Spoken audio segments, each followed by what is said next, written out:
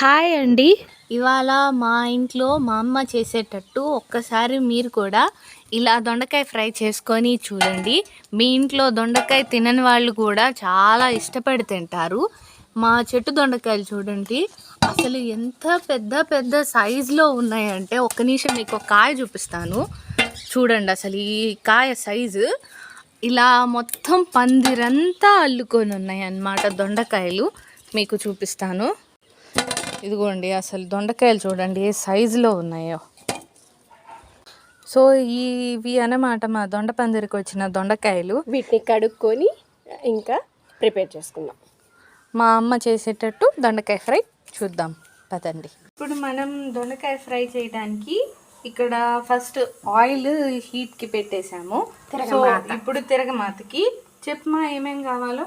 పల్లీలు, జీలకర్ర, ఆవాలు, పచ్చిశనగపప్పు, ఎండుమిరపకాయలు 2. సో ఇప్పుడు ఇవన్నీ మనం వేపేసుకున్నాం ఫ్రెండ్స్ అన్నీ.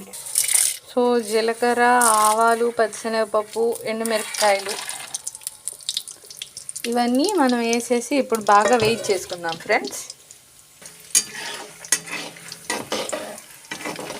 సో ఇప్పుడు మనం వేయించుకున్న దాంట్లో కరివేపాకు వేసినప్పుడు మాత్రం దూరంగా ఉండండి. సో ఇప్పుడు మనం వేయించుకున్న ఈ తాలింపులో మనం కట్ చేసి పెట్టుకున్న దొండకాయలు వేసేసుకున్నాం. అందులోనూ ఇవి ఇంటి దొండకాయలు కాబట్టి చాలా ఫాస్ట్గా మగ్గిపోతాయి కదమ్మా. చాలా ప్యూర్ ఆర్గానిక్ కాయలు అనమాట. సో దొండకాయలు కాస్త మగ్గిన తర్వాత మనం చూద్దాం ఫ్రెండ్స్. బాగా కలుపుకోవాలన్నమాట.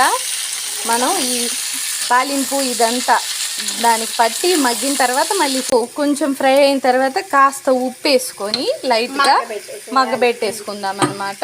ఉప్పు వేసిన తర్వాత ఒకసారి బాగా కలిపేసుకొని మూత పెట్టేయాలి. ఓకే. అయితే దొండకాయ ఫ్రైలోకి కొబ్బరి కారపొడి కొద్దిగా వేసుకుందాం. కొబ్బరి వేసుకుంటే చాలా రుచిగా ఉంటుంది.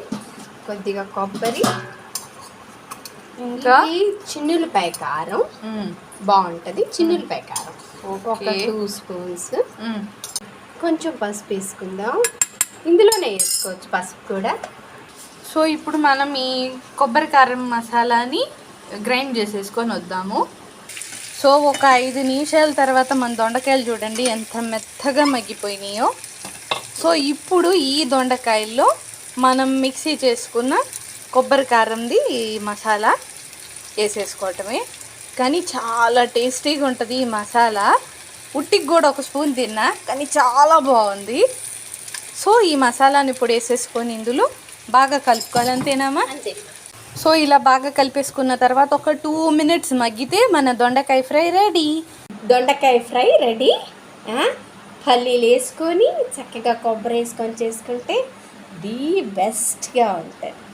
సో ఈ దొండకాయ కొబ్బరి పల్లి ఫ్రైని మీరు కూడా మీ ఇంట్లో ట్రై చేసుకొని ఎలా ఉందో మాకు ఖచ్చితంగా కామెంట్ చేసి చెప్పండి.